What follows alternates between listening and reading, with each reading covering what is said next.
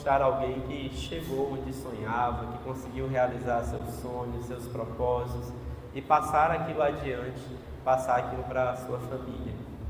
E muitas vezes é nessa correria que nós nos perdemos nas prioridades. E é sobre isso que eu quero falar nessa noite, sobre Jesus e as nossas prioridades. Como nós temos colocado o nosso relacionamento com Deus, que estava ali naquela pirâmide, é a nossa base, né? E estava ali representado como o alicerce de tudo. Vem muito a calhar estar numa pirâmide, porque se não vai bem aquela base, certamente tudo mais não tem onde se sustentar. E lendo a Bíblia, a gente encontra situações que podem servir sim de exemplo para nós, que podem nos ensinar algo. E enquanto eu lia o livro de Lucas, algo me chamou a atenção sobre uma família, e eu fiquei muito curioso, disse, mas o que essa família tem de especial? O que essa família tem para receber Jesus em casa desse jeito? E eu fiquei com aquele desejo, eu também quero ter Jesus na minha casa desse jeito, eu também quero ter Jesus como alguém íntimo na minha família, porque é disso que nós estamos falando sobre relacionamento. Relacionamento não é estar aqui uma vez ou duas por semana. Relacionamento é o zelo por cada princípio que nós vamos aprendendo ao longo dessa caminhada. Quantos anos você tem de caminhada cristã? Quantas coisas você já aprendeu? Quantas vezes nós já ouvimos juntos a palavra de Deus? Quantas vezes a estudamos? Mas a pergunta é, o quanto ficou? O quanto é colocado em prática? O quanto é colocado como prioridade na hora das nossas decisões? Quando eu oro com a minha família, eu digo, Senhor, abençoa as nossas escolhas, porque afinal, a nossa vida é feita de escolhas. Viver é fazer escolhas o tempo todo. E não adianta dizer que priorizamos nosso relacionamento com Deus, quando na primeira opção, no primeiro desafio de fazer uma escolha, nós escolhemos algo que não honra a Deus. Nós escolhemos a opção que não condiz com os princípios de Deus. Nós estamos fazendo nada se assim fizermos. Se passarmos esse tempo aqui, passarmos um tempo com o desejo de conhecer a palavra de Deus, mas na hora de tomar decisões, na hora de fazer escolhas, nós não colocamos Deus como princípio, como em primeiro lugar. Eu queria que a Marília abrisse para nós o livro de Lucas 9, para a gente passear um pouco pela Bíblia até chegar no ponto onde eu quero que nós aprendamos com certa família que muito teve ali Jesus por perto. Em Lucas 9, nós vamos 9:51, por favor, a gente vai ler um pouco aí. Como se aproximava o tempo de ser elevado ao céu, Jesus partiu com determinação para Jerusalém. Pode ir passando, Maria, até eu pedir para parar.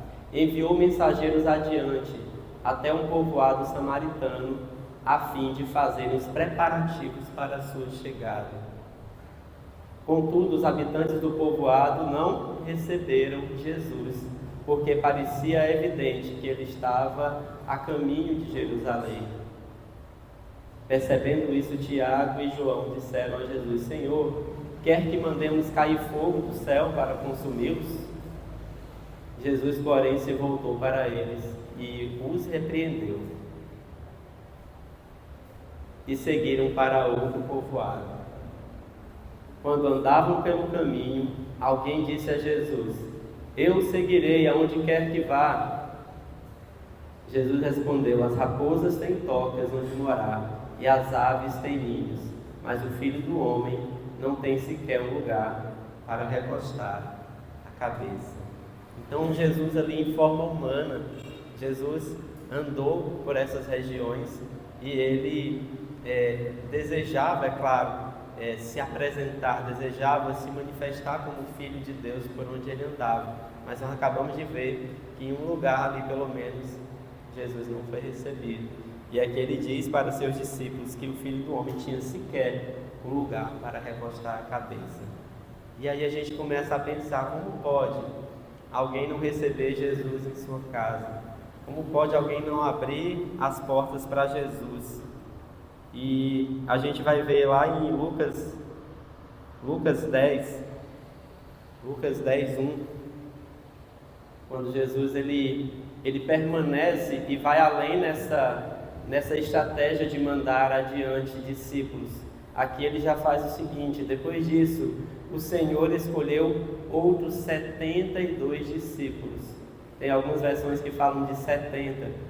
E os enviou adiante, 2 a 2, às cidades dos lugares que ele planejava visitar. Então Jesus ele não desistiu de chegar a todas as famílias, a todas as casas naquela região. Assim como ainda hoje, não sendo mais em forma humana, mas em forma espiritual, Jesus não desistiu de entrar em cada casa, de estar em cada lar. Jesus continua enviando a mim e a você, de casa em casa, para ir adiante, para apresentá-lo.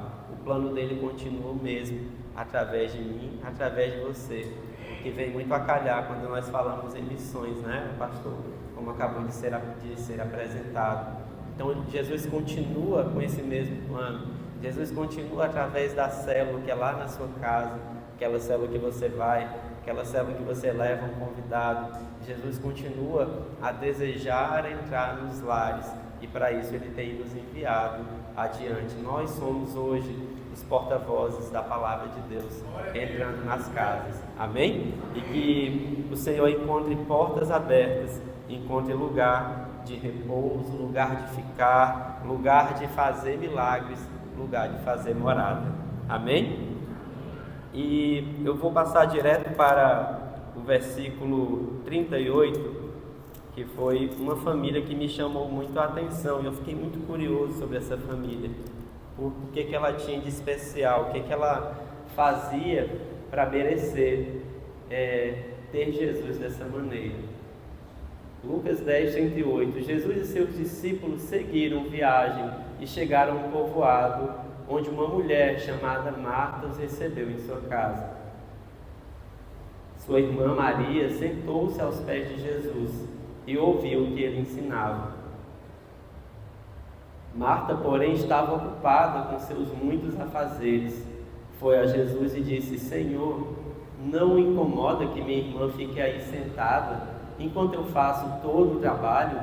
Diga-lhe que venha me ajudar. Mas o Senhor respondeu: Marta, Marta, você se preocupa e se inquieta com todos esses detalhes. Apenas uma coisa é necessária.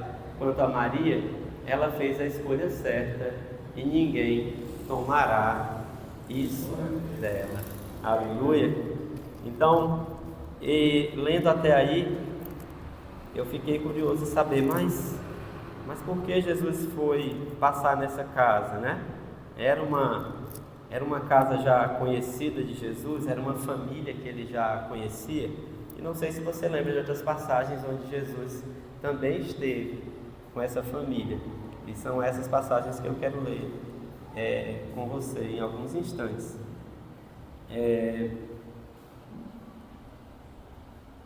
Vamos ler até o 42, tá? É aqui mesmo. Apenas uma coisa necessária. Quanto a Maria, ela fez a escolha certa e ninguém tomará isso dela. Daqui a pouco nós vamos voltar para entender melhor o que diz aqui, também outra tradução que fala da melhor parte. Aqui fala a escolha certa. E outra tradução diz que ela escolheu a melhor parte. Nós vamos passar agora para o livro de João, lá no capítulo 11, e ver outra ocasião onde essa família também ela teve com Jesus. João 11, nós vamos ler primeiramente do 1 ao 5. Um homem chamado Lázaro estava doente. Ele morava em Betânia com suas irmãs, Maria e Marta. Foi Maria, a irmã de Lázaro, que mais tarde derramou perfume caro nos pés do Senhor e os enxugou com os cabelos. As duas irmãs enviaram um recado a Jesus, dizendo: Senhor, seu amigo querido está muito doente. Quando Jesus ouviu isso, disse: a doença de Lázaro não acabará em morte. Ela aconteceu para a glória de Deus, para que o Filho de Deus receba glória por meio dela.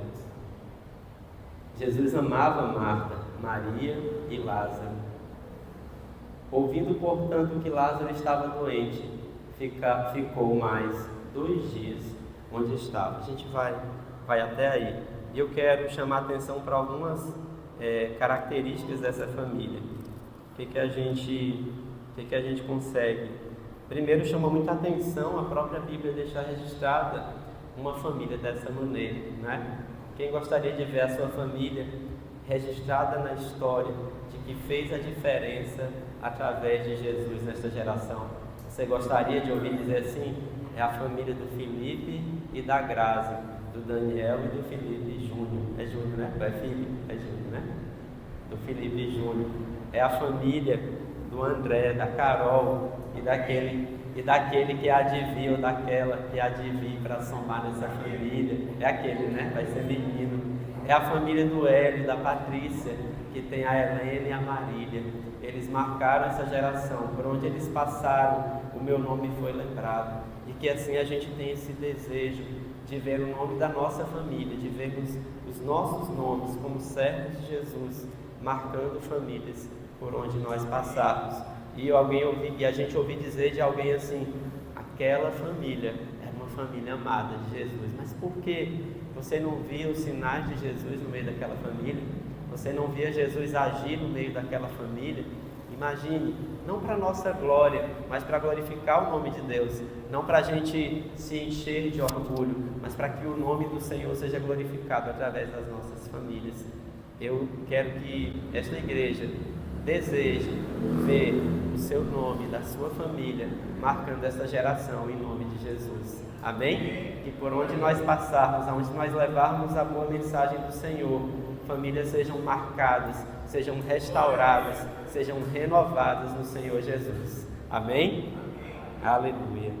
E ainda aí a gente vê no versículo 2, quando diz: esta Maria, cujo irmão Lázaro estava enfermo, era a mesma que ungiu com bálsamo o Senhor. Daqui a pouco a gente vai ler essa passagem. Me chamou muita atenção que aqui no caso João, ele registrou esse cruzamento de situações. Ele queria deixar bem claro, ele diz: olha, como Maria era um nome muito comum, né? Ainda é, ele não queria deixar passar por confuso ser outra Maria. Ele disse: olha, essa Maria aqui, irmã de Lázaro, é a mesma que derramou nardo nos pés de Jesus, que derramou, né, perfume caro ali nos pés de Jesus. Ele não queria deixar que aquele nome fosse confundido com outros. Assim também eu desejo que a nossa família, que a minha vida, a sua vida, ela deixe marcas dessa natureza, de que não haja confusão quando disser assim: eu estou falando da família do Johnny, eu estou falando da família da Lucélia. Aquela Lucélia que foi muito usada por Jesus para transformar Barreirinhas, para levar a mensagem do Senhor para várias famílias de Barreirinhas, em nome de Jesus. E versículo 3 que a gente já leu: mandaram, pois, as irmãs de Lázaro dizer a Jesus: Senhor, está enfermo aquele a quem amas. Então, esse amor, ele se alastrava, ele estava ali presente em toda aquela família. Não era algo que um ou outro era especial, era uma família especial. Era uma família que certamente ela tinha uma relação muito estreita com Jesus, uma relação de muita proximidade, para ter essa intimidade, para mandar um recado ali para Jesus, daquela forma de não ter um constrangimento, mas ter um acesso fácil a Jesus. E eu quero dizer aqui mais uma vez que a minha família e a sua desejem esse acesso fácil a Jesus. E a gente viu ali naquela pirâmide que veio muito, muito a calhar mesmo, a gente ter visto agora, que logo acima do relacionamento com Deus está a palavra e a oração, que é tudo que nos dá acesso a Deus, nos dá acesso a Jesus hoje em dia. É nós estarmos alimentados pela palavra, é nós estarmos munidos e fortalecidos pela oração. Isso nos coloca num acesso fácil, prático e íntimo com o Senhor, para que o nosso apelo possa chegar até Ele. Por que não, se Ele é o único intercessor entre nós e Deus? É a Ele a quem nós devemos recorrer. É com base na sua palavra, é com o poder dessa manifestação que Ele deixou para nós, que é a oração, é como nós devemos acessá-lo. E essa intimidade, ela cabe a nós. Essa intimidade, eu te garanto, da parte do Senhor, Ele quer que nós tenhamos, mas é da nossa parte que é preciso ter esse zelo para acessá-lo. Aconteceu algo muito curioso. A gente estava lá em São Luís no início da semana e a Patrícia, ela começou a sentir mal, alguma coisa que comeu no dia anterior, e o pastor Joelson estava lá, foi ver a Helena jogar, né? A Helena foi participar da competição de badminton lá, a gente fez questão de acompanhá-la, e o pastor Joelson também, falei, a gente vai estar em São Luís, eu vou aí. Ele foi lá com o José, e aí a Patrícia sentou lá no banquinho lá fora, foi tomar um ar, e o pastor acompanhando a gente, e aí eu e a Patrícia falando de, você quer tomar um remédio? Chamaram até um enfermeiro lá do local que tinha, e o pastor Joelson se levantou e orou por ela, né? Quantas vezes a gente lembra primeiro dos recursos naturais, materiais, a gente pensa primeiro nos recursos humanos, né? Ou naturais, propriamente dito, e só depois a gente lembra de acessar o Senhor. E eu fiquei calado, mas aquilo me chamou a atenção, e enquanto eu lia, enquanto eu falava agora isso, eu me lembrei de quantas vezes, por falta de intimidade com o Senhor, nós pensamos em tudo, mas não pensamos que podemos acessá-lo de maneira íntima e direta através da oração. Quantas vezes a oração fica como o último recurso, ou até mesmo nem contamos com ela. Às vezes recorremos a outros para orar por nós, quando o Senhor, Ele quer essa intimidade nossa. Ele quer que a nossa família seja conhecida por Ele como uma família que fala diretamente com o Senhor, aquela família que tem intimidade. E como é bom quando a nossa família é reconhecida assim, quando alguém pode dizer assim, eu vejo Deus na sua família, eu vejo a presença do Senhor na sua família. E uma das coisas que pode fazer isso na nossa família, além do zelo, cuidado, guardar os princípios do Senhor, é nós sermos uma família que acessa ao Senhor com intimidade, que busca ao Senhor incessantemente. Amém? E aquela família, ela tinha essa marca, a família de Maria, Marta e Lázaro, dava para ver que tinha essa marca. Só que naquela ocasião, Jesus ainda estava em forma humana, então eles podiam acessar Jesus de maneira presencial, e elas não pensavam duas vezes quando precisava lançar mão disso. Logo pediram para avisar Jesus que havia uma situação em que a presença dele se fazia necessária, que era a doença do seu irmão Lázaro. E ao receber a notícia, disse Jesus: esta enfermidade não é para a morte, e sim para a glória de Deus, a fim de que o Filho de Deus seja por ela glorificado. Aqui entra um ponto que é muito desafiador. É na hora que a nossa fé é provada, é na hora que a gente lança mão da nossa intimidade com Jesus, mas que a resposta diz assim: calma, ainda não é o tempo do meu agir. Tenha calma, tenha paciência. Calma, família. Vocês confiam mesmo em mim? Vocês acreditam que eu estou no controle de todas as coisas? Pois esperem que no devido tempo eu vou fazer o milagre. E a gente sabe que Jesus fez esse milagre como Ele fez, por isso está aqui muito bem registrado aqui pelo Espírito Santo nas Santas Escrituras. Mas como é desafiador para a nossa família a gente ter que ouvir dizer: calma, espera o meu tempo. Mas saber esperar o tempo também faz parte da construção dessa intimidade. Saber esperar o tempo, mostrar a confiança na outra parte, que é Jesus, e mostrar a confiança nossa na outra parte nos lança para um nível mais alto no relacionamento com Deus. Mas isso tem um preço. Imagina a aflição de estar com o irmão doente e ouvir daquele que você considera um grande amigo, muito próximo, dizer: espera, não é como vocês estão pensando, não é para a morte, é para a glória de Deus que essa doença veio. É muito difícil da gente conceber uma situação dessa, mas aquela família ela sabia em quem estava confiando. Aquela mensagem que voltava para eles era justamente de Jesus. Agora, imagina a dúvida, imagina o medo, imagina o receio de não dar certo. É claro que isso passa por todos nós, e é nessas horas, e eu lembro ali da pirâmide também, que não consigo desligar, né, o que falo do que a gente via lá, dos tempos difíceis, né? É na hora do tempo difícil que a nossa fé é provada, e isso já estava lá bem no alto da pirâmide. Para conseguir encarar um tempo difícil, é preciso que muitos outros blocos estejam muito bem sustentados na nossa vida, como já falamos, começando um relacionamento com Deus, passando ali pela palavra e pela oração. E ali mais em cima, você lembra que estava à direita, pastor, dos tempos de família, e tinha lá finanças e trabalho, né? Então, para que tudo isso se alinhe e esteja com o peso certo, o que é não é equilíbrio, se não é as coisas estarem com os pesos certos, com as prioridades certas. Para que tudo isso aconteça, é preciso ter muita confiança naquele que nos chamou para vencer. Você confia naquele que te chamou para vencer? Você confia que estar na presença dele te faz mais que vencedor? Essa confiança ela pode ser provada a qualquer momento, mas é nessa prova que nós saímos fortalecidos no Senhor. Amém, igreja? Se alegre com isso, em nome de Jesus. Amém. Eu quero que a gente passe agora para o 17, por favor. Neste mesmo capítulo, lá no 17, nós vamos conhecer um pouco mais sobre essas duas irmãs. Então, o que acontece? Jesus ainda fala com os discípulos que só vão 2 dias depois ao encontro da família, e acontece ainda toda aquela aflição, aquela dúvida: será que ele está dormindo? Ele morreu? Alguns não entendem o que está acontecendo, até os mais próximos de Jesus que andavam com ele ficaram sem entender. O Senhor disse: não, ele adormeceu. Ah, Senhor, então o Senhor vai acordar ele?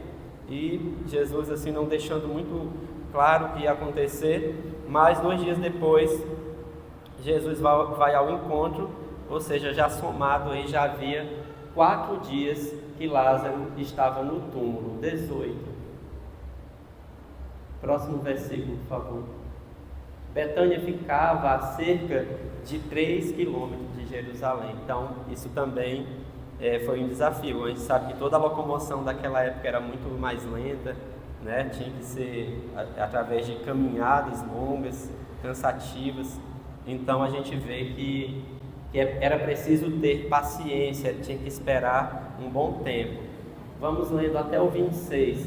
E muitos moradores da região tinham vindo consolar Marta e Maria pela perda do irmão. Então Lázaro já havia mesmo falecido naquela ocasião. Então era um momento de dor, era um momento ali de luto para aquela família. Elas estavam tristes e consoladas por outras famílias. Quando Marta soube que Jesus estava chegando, foi ao seu encontro. Maria, porém, ficou em casa. Então aí fica claro que Marta, ela saiu do lugar para se encontrar com Jesus. Isso mostra um tanto daquela outra leitura que a gente viu, de Marta trabalhando, né, ocupada, e Maria dando atenção para Jesus. Mostra um pouco de uma característica aqui de Marta, um pouco de ansiedade, queria logo se encontrar com Jesus antes que ele chegasse, já queria falar alguma coisa para ele, e ela foi ao encontro dele. Marta, volta um pouquinho, por favor, volta. Quando soube, foi ao seu encontro. Maria, porém, ficou em casa. Já Maria mostra um outro temperamento, né? Já mostra uma outra característica. Então, a gente percebe que assim também nas nossas famílias, não quer dizer que nós estejamos todos iguais ou muito parecidos, que ainda nas nossas diferenças nós podemos adorar o Senhor e ter Jesus intimamente na nossa casa, mesmo com as nossas diferenças. Quantas vezes você que é casado, você que tem aí sua família, convive com seus filhos, já ouviu comparações dizer assim: parece que o preferido de Jesus é ele. Não sei, tem casal que diz assim: tu que é o preferidinho de Jesus, ele gosta mais de ti, ele atende mais a tua oração. Não, ora você, porque você que ele ouve primeiro. Não, você que vai orar, você que é mais santo, você que é mais certinho. Não, você que é mais certinha, você que vai, você que é a queridinha de Jesus. Mas eu quero te dizer que Jesus, ele conhece o nosso íntimo, ele conhece o nosso coração. E ele sabe, ele mesmo nos fez, ele sabe as nossas diferenças. Mas o que eu quero dizer para cada um de nós é que o Senhor nos deu um coração, e que esse coração foi feito para adorá-lo. E cada um tem condição de adorar o Senhor, independente das características externas, independente da alma, das emoções. Todos nós fomos feitos para adorar o Senhor. Amém? Marta disse a Jesus: se o Senhor, eu imagino o tom de voz dela. Imagina que ela saiu de casa para se encontrar com Jesus antes dele chegar na casa. Então imagino que ela estava com certeza cansada, um pouco ali esbaforida, e disse: se o Senhor estivesse aqui, meu irmão não teria morrido. Não sei se vocês concordam comigo, mas aqui quase um tom de cobrança para Jesus, cobrando Jesus.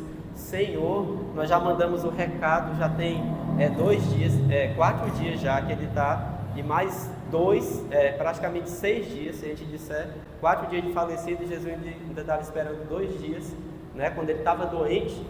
Por que o Senhor não veio logo?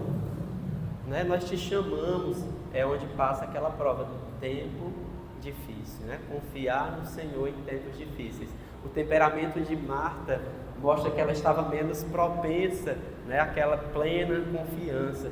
Tinha algo nela que a deixava ainda meio duvidosa, que a deixava meio insegura, mas ainda assim ela correu na direção certa, ela correu na direção do Senhor, ela não correu na direção contrária, mas correu para perto do Senhor e foi falar. E falar assim com Jesus ainda demonstra mais intimidade do que nos achegarmos de um jeito com protocolos. Tem que ter um sentimento também de bastante proximidade para você chegar e cobrar alguém, não é verdade?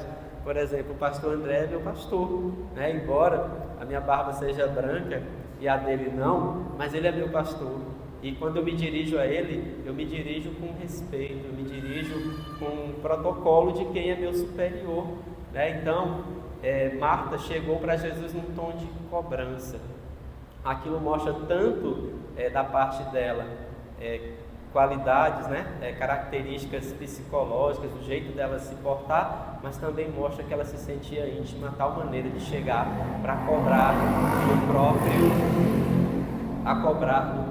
Jesus uma solução que não chegou no tempo que ela queria. Mais adiante. Mas sei que mesmo agora Deus lhe dará tudo o que lhe pedir. E aí onde vem, né, a retratação dela. Ela estava aflita, mas ela mostra que tem confiança no Senhor, que não está tudo perdido, que o milagre ainda pode acontecer. Jesus lhe disse: seu irmão vai ressuscitar. Sim, respondeu Marta, ele vai ressuscitar quando todos ressuscitarem no último dia. Ela já era bastante crente, né, gente? Ela já cria na ressurreição dos mortos, ela já cria que lá no último dia todos ressuscitariam, inclusive o irmão dela, que era muito crente. Mas Jesus disse que não é só isso, olha. Então Jesus disse: eu sou a ressurreição e a vida, quem crê em mim viverá, mesmo depois de morrer. Pode prosseguir, nós vamos até o 36. Quem vive e crê em mim jamais morrerá. Você crê nisso, Marta? Ela é posta à prova, ela é colocada ali. Você crê mesmo nisso que você mesmo está dizendo? Né? Quantas vezes, em momento de aflição, a nossa oração, ela lembra da Bíblia, ela lembra do que nós cremos, ela lembra de algo que nós vemos como o que temos para nos apegar naquela hora. Mas muitas vezes o próprio Jesus ele nos questiona se aquilo que nós estamos orando nós cremos mesmo. Será que é só com os teus lábios ou se vem de todo o teu coração que você fala que crê em mim? Mais uma vez aqui retrata aquele momento difícil, aquele tempo difícil onde crer e confiar no Senhor é a única opção que nós temos. Sim, Senhor, respondeu ela, eu creio que o Senhor é o Cristo, o Filho de Deus, aquele que veio ao mundo da parte de Deus. Em seguida voltou para casa, chamou Maria à parte e disse: o mestre está aqui e quer ver você. Aqui na aldeia, né? Eles diziam que ali é a aldeia de Samaria. Maria se levantou de imediato e foi até ele. Jesus tinha ficado fora do povoado, no lugar onde Marta havia se encontrado com ele. Quando as pessoas que estavam na casa viram Maria sair apressadamente, imaginaram que ela ia ao túmulo de Lázaro chorar e a seguiram. Então já não era mais Maria sozinha na direção de Jesus, já algumas pessoas já a seguiam. Assim que chegou ao lugar onde Jesus estava e o viu, caiu a seus pés. Eu queria destacar essa parte aqui, que diferente de Marta, né, que chegou e já foi cobrando Jesus, Senhor, se eu estivesse aqui não tinha acontecido isso. Maria chegou e se lançou aos pés de Jesus e disse: se o Senhor estivesse aqui, meu irmão não teria morrido. Mas eu quero fazer aqui um contraponto da atitude das duas. As duas disseram a mesma coisa, só que uma se lançou aos pés do Senhor. Uma se mostrou ainda mais contrita, ainda mais quebrantada, ainda mais necessitada da presença do Senhor. Pode prosseguir. Quando Jesus viu Maria chorar, e o povo também sentiu profunda indignação e grande angústia. Onde vocês o colocaram? Perguntou. Eles responderam: Senhor, venha e veja. Jesus chorou. Então, assim, a gente percebe que ali tem uma tradução que fala que Jesus se indignou, né? Aqui eu tenho uma tradução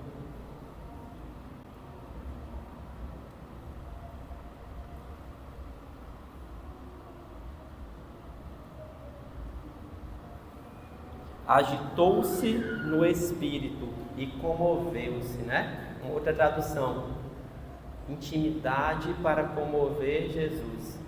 Ter uma intimidade, ter uma proximidade a tal ponto de tocar o coração de Jesus.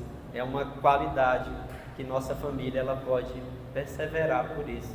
Ela pode ter como referência: eu quero ter intimidade com o Senhor, eu quero ter proximidade do Senhor, eu quero confiar no Senhor, de tal maneira que a minha oração, que o meu falar com Ele possa tocar o coração dele, possa alcançar o coração dele. Então a nossa oração, a nossa busca por intimidade com o Senhor, a nossa busca por ter uma família tão próxima do Senhor, ela tem uma referência, que a nossa referência seja que a nossa oração, o nosso relacionamento com o Senhor, ele não seja superficial, mas ele tenha profundidade de tal maneira que toque o coração de Jesus. Amém?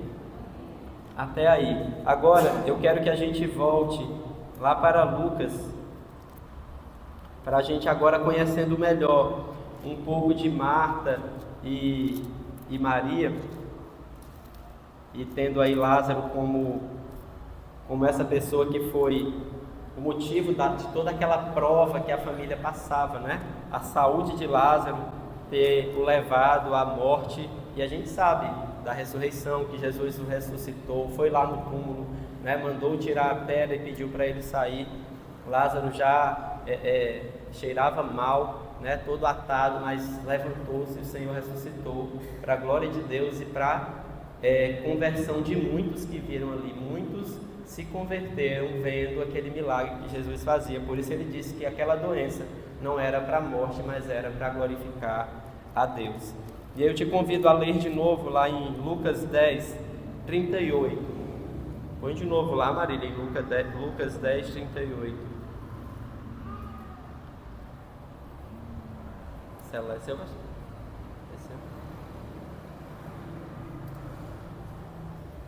a gente vai reler esse trecho. Olha, Jesus e seus discípulos seguiram viagem e chegaram a um povoado, onde uma mulher chamada Marta os recebeu em sua casa. Aqui a primeira a ser mencionada é Marta, é a casa de Marta, né? E Marta foi aquela que foi a primeira ao encontro de Jesus numa situação de aflição.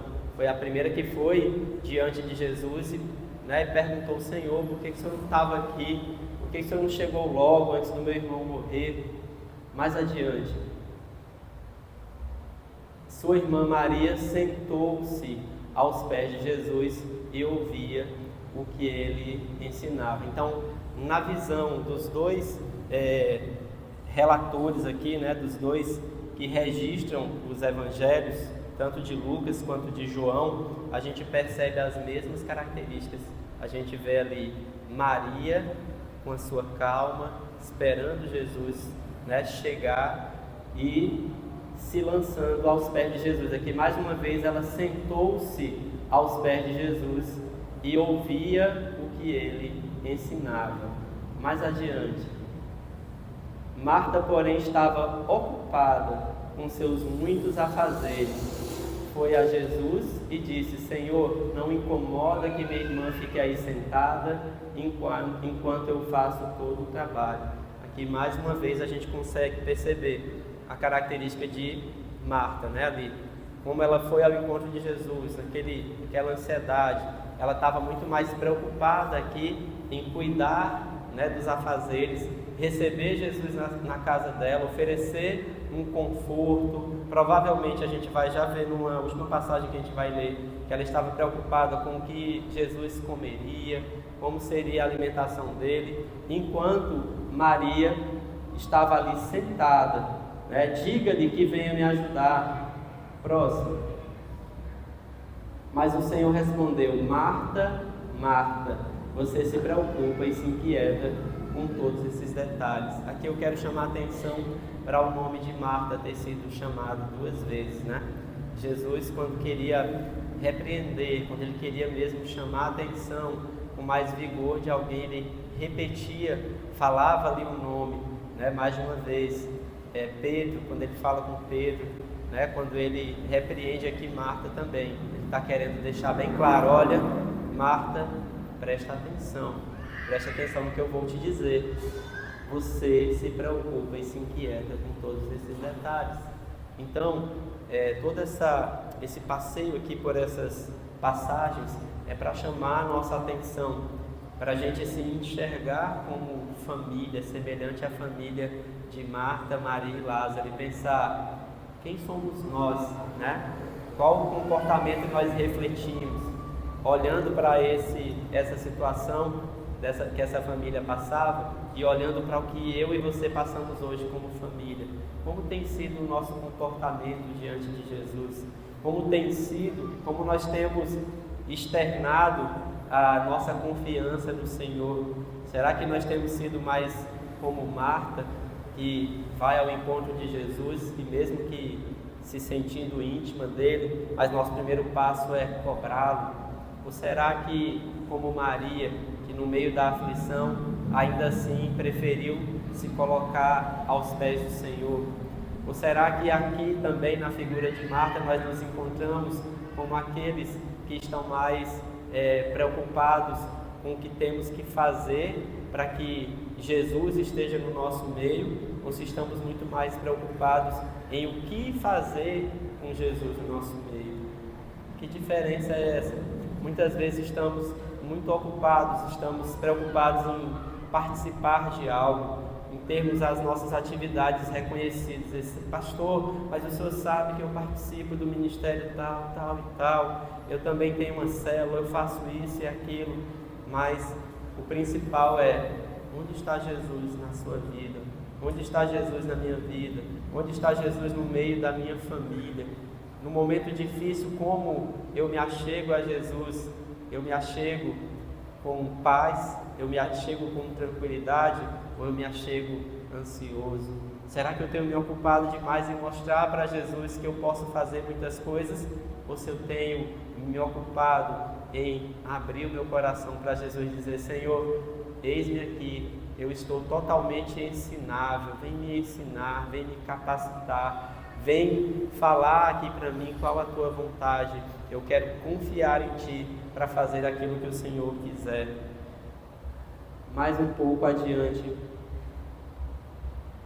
apenas uma coisa é necessária, né? Jesus disse: quanto a Maria, ela fez a escolha certa e ninguém tomará isso dela. Ou seja, Jesus deixa claro aqui que muito mais vale uma vida dedicada a Ele, muito mais vale uma vida vivida em família, guardando a palavra de Deus, seguindo os preceitos do Senhor, do que uma vida agitada, cheia de afazeres, onde apenas externamente nós somos vistos como servos de Deus, apenas com as nossas ocupações, com aquilo que nós empregamos o nosso tempo visualmente, aquilo que é visível, mas Maria optou por fazer algo que talvez não teria frutos visíveis, que ninguém estaria vendo ela fazer.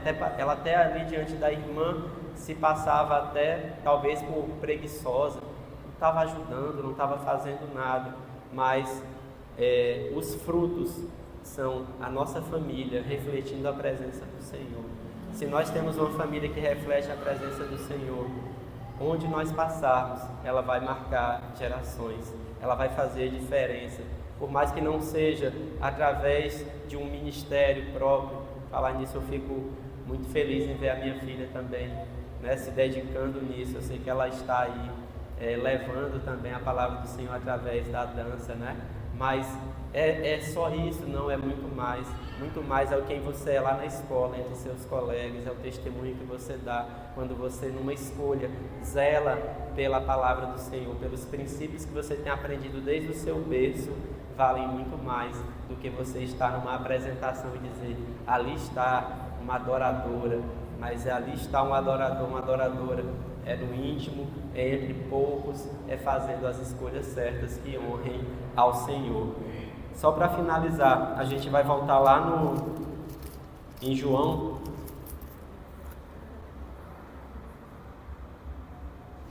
agora no 12, por favor, Marília. João 12 é quando mais uma vez essa família é mencionada. João 12:1. 6 dias antes de começar a Páscoa, Jesus chegou a Betânia, onde morava Lázaro. Aí fica bem claro de novo aqui, quem relata aqui no caso João, ele quer deixar bem claro, o homem que ele havia ressuscitado dos mortos, né? Não era uma família qualquer, de novo, não era qualquer Lázaro. Quando ele fala lá também de Maria, ele diz, olha, não é qualquer Maria, é aquela que ungiu os pés de Jesus. E aqui ele diz, o homem que ele havia ressuscitado dos mortos. Pode prosseguir. Prepararam um jantar em homenagem a Jesus.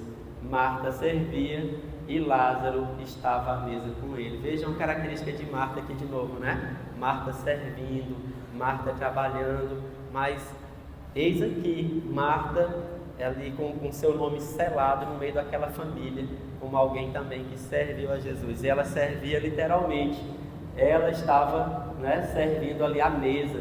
Por isso naquela outra passagem lá em Lucas, né, Lucas registra que ela estava lá ocupada com os afazeres, enquanto Maria parou só para ouvir Jesus. Ela não conseguiu parar. E aqui também mostra que ela é quem preparava ali a mesa. E Lázaro estava à mesa com ele. Mais adiante. Pode passar. Então Maria pegou um frasco de perfume caro, feito de essência de óleo aromático, ungiu com eles os pés de Jesus e os enxugou com os cabelos. A casa se encheu com a fragrância do perfume. Nós fizemos toda essa leitura porque eu queria deixar muito claro aqui que essa mesma Maria é aquela mesma Maria que chorou a morte do irmão, é aquela mesma Maria que se lançou aos pés de Jesus, é a mesma Maria que confiou até o fim e que agora estava adorando ao Senhor e que estava ali com seu irmão à mesa. Ou seja, é um exemplo de uma família que sofreu, que rogou ao Senhor, que confiou no Senhor no tempo difícil, mas que agora estava adorando ao Senhor pessoalmente, frente a frente. Que aquela intimidade com Jesus, ela é selada aqui nessa mesa. Qual um momento que demonstra, não sei para você, mas para mim, se eu chamar você para sentar na minha mesa, estar na minha casa, sentar na minha mesa, é um sinal que eu lhe quero muito próximo de mim. Eu quero que você esteja muito perto da minha família. E aqui, esse momento, ele deixa bem claro aqui. Marília, ainda tem como voltar aqui. É um momento onde Jesus é servido ali numa mesa, está ali jantando com a família. Eu acho que é o próximo, né? Não. Pode voltar. Aqui, no 2. Marta servia e Lázaro estava à mesa. E o jantar era uma homenagem a Jesus, né? Então, um ato de reconhecimento, um ato de proximidade, de intimidade, de amizade, é ter Jesus ceando na nossa casa. Amém? Então, que a gente tenha como exemplo, desde o início dessas leituras que a gente fez, a gente entender que família, cada um tem a sua família, e família tem suas diferenças, tem seus temperamentos, tem suas qualidades, tem suas características. Mas uma família que adora ao Senhor, uma família que zela pela presença do Senhor, mesmo nos tempos difíceis, todos juntos, confiando no Senhor, terão êxito, terão um milagre feito ali diante dos seus olhos. Essa família, ela está registrada na Bíblia para nos trazer força, para nos trazer coragem, para nos trazer perseverança, e dizer assim, olha o que essa família passou, né? Essas irmãs tinham perdido o irmão, mas ele foi ressuscitado para a glória de Deus. E assim também o Senhor quer continuar fazendo milagres nas nossas famílias, mas Ele nos chama a confiar nele mesmo no tempo difícil, a confiar no Senhor, porque mais cedo ou mais tarde, no tempo dele e não no nosso, nós vamos cear com Ele à mesa, ou seja, Ele vai ficar presente na nossa casa, Ele vai ser íntimo da nossa casa, Ele vai sentar conosco, e Ele não vai ser um estranho no nosso meio, mas vai ser alguém que nós temos acesso, alguém que nós conseguimos aprender a confiar e temos uma amizade e zelamos por essa amizade com Ele. Amém? Era essa mensagem que eu gostaria de compartilhar com a igreja nesta noite.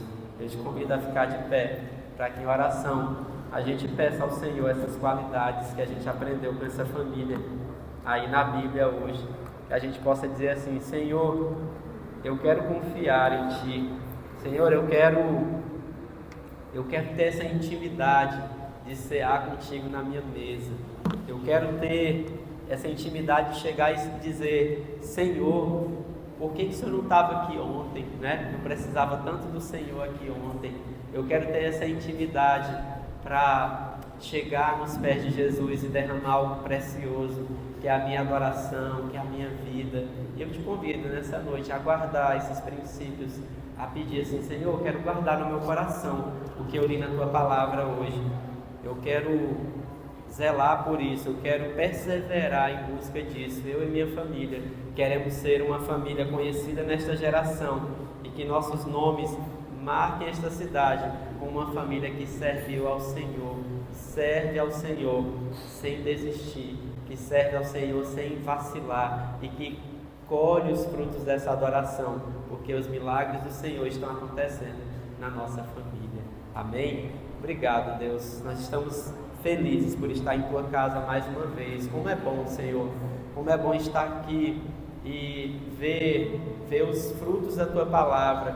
Como é bom, Senhor, acessar cada uma dessas leituras e sentir o nosso coração aquecer, como se o próprio Senhor estivesse agora falando para nós, confia mais em mim, confia ainda mais no que eu posso fazer no meio da sua família. Assim como aquela família sofria a morte de Lázaro, mas confiaram até o fim diante dos olhos deles, o milagre aconteceu. Assim o Senhor também deseja fazer o nosso coração queimar, tendo mais confiança nele, tendo mais convicção no poder que Ele tem para salvar, para curar, para transformar.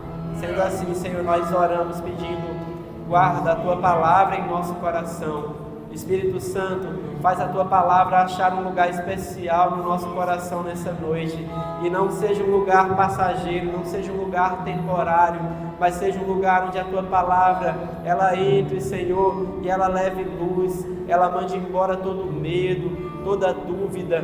Oh, Senhor, vem com a Tua palavra, Senhor, trazendo força, trazendo ânimo para aqueles que estão praticamente desistidos. E nesta noite, Senhor, a Tua palavra traga vida. Assim como aquele homem ganhou nova vida, assim nós queremos, Senhor, levar nova vida no Senhor para dentro das nossas famílias. Nós queremos a ressurreição da Tua presença nos nossos lares. Queremos que a Tua presença, Senhor, seja palpável em nossas casas, que a Tua palavra, Senhor, ela seja guardada, zelada, ela seja, Senhor, tida em primazia no nosso meio, Senhor.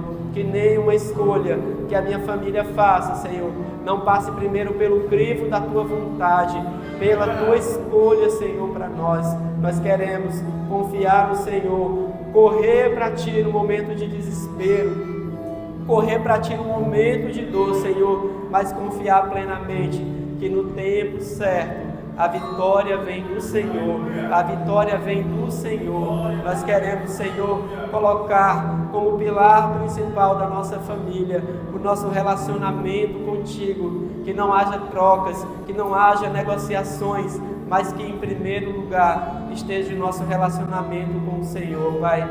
Ainda que seja desafiador nesses dias em que tantas coisas nos provam, em que tantas prioridades tentam se colocar diante do Senhor, nos ajuda a tomar sempre a decisão certa, a fazer sempre a escolha certa, Senhor, para que nós fiquemos assim como Maria, com a boa parte, e que ela não seja tirada de nós, que é a parte da adoração, é a parte, Senhor, de ter uma vida contigo. Tudo mais pode passar, tudo mais pode ser levado pelo tempo, mas a adoração entregue ao Senhor, ela é recebida e ela tem frutos. Uma vida vivida com o Senhor, ela tem frutos, ela gera frutos, Senhor, dignos de ser recebido por Ti, Pai. E nós queremos viver uma vida assim, uma vida onde o relacionamento com o Senhor, ele é primordial, ele é zelado, ele é cuidado. Essa é a nossa vontade, Senhor, como servo e para as nossas famílias. É a oração que eu faço em nossa igreja, em nome de Jesus. Amém. Aleluia.